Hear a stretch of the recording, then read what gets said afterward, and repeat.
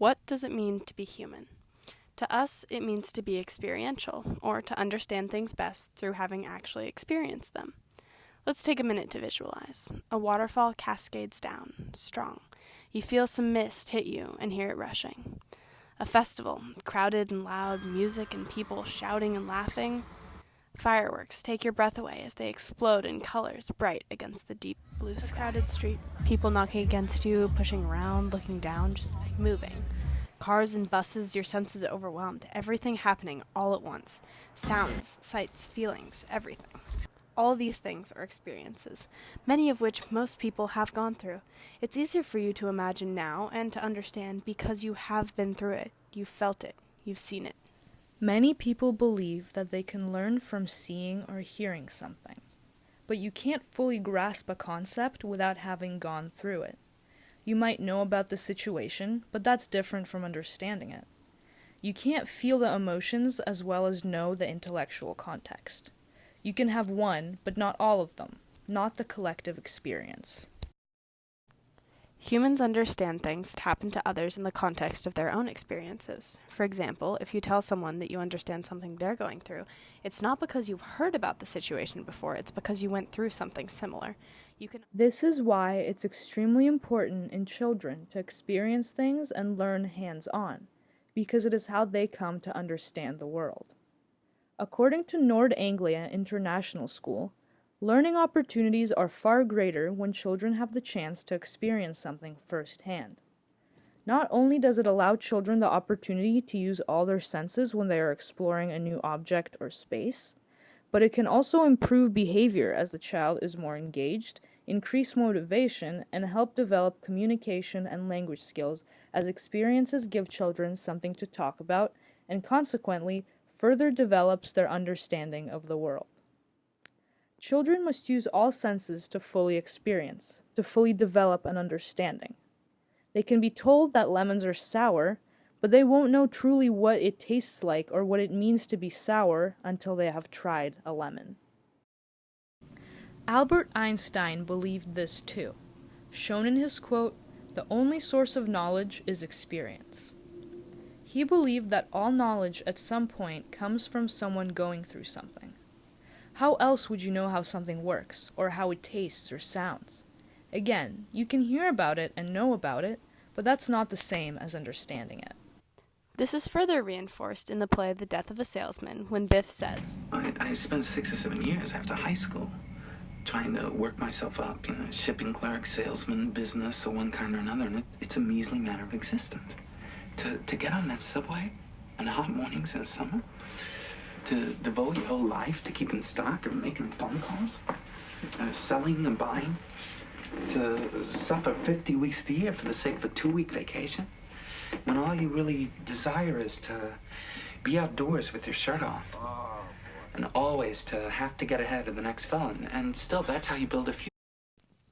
In this, Biff explains that he can't just be satisfied by believing he is ahead of someone else in life. He needs to physically build something.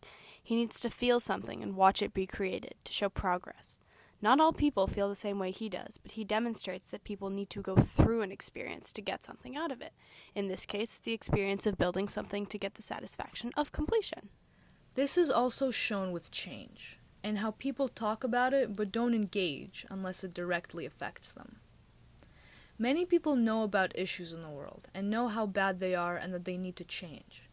However, since they have not been affected by it, people don't understand the full range of what it encompasses, and they do not work as hard for the change that the world needs.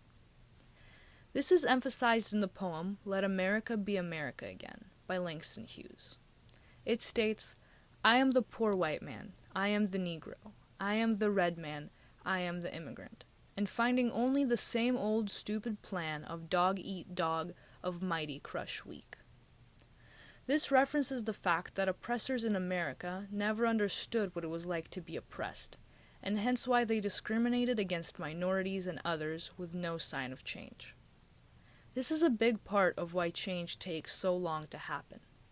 We have to engage in the world to be able to fully understand how to make change happen. In A Raisin in the Sun, the white neighborhood, Clybourne Park, did not bother the Youngers or any African Americans, calling themselves peaceful.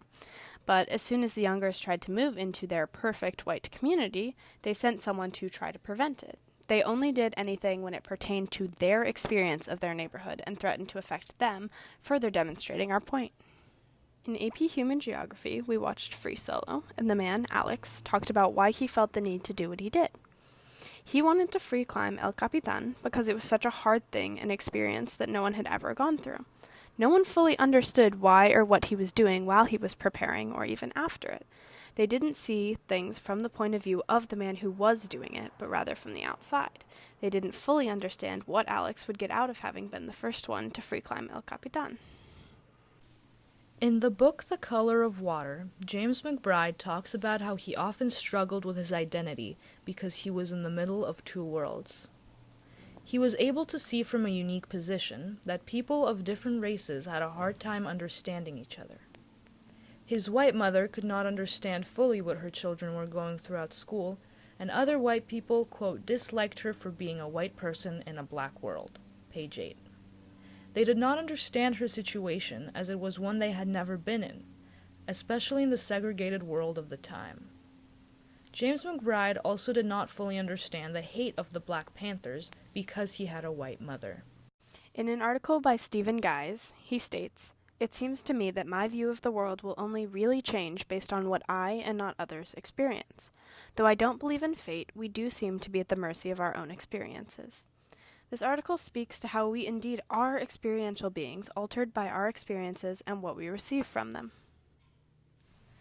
As written in the article by Psychology Today, the human capacity to learn exceeds that of any other animal. Indeed, our massive memories and impressive computing power are the engines of all that make us different from other animals. Because humans can hold so many experiences in their minds and learn from all of them, they are able to use them to be part of who they are and how they understand the world. Additionally, this is shown by the human ability to learn something after the first experience, instead of how animals will do the same things hundreds of times without knowing to stop. For example, have you ever burned your hand? You have once, and immediately learned from that to not touch hot things or it would cause pain. Studies on other animals have shown that they will have to do the same thing and go through it multiple times in order to learn to stop doing it. Overall, being human is a complex and interesting thing that's hard to put a label on, but at the heart of being human is to understand through experience. We take what we have gone through and apply it to ourselves, letting us be shaped by everything around and inside of us. We don't know unless we've gone through. We can't learn unless we experience.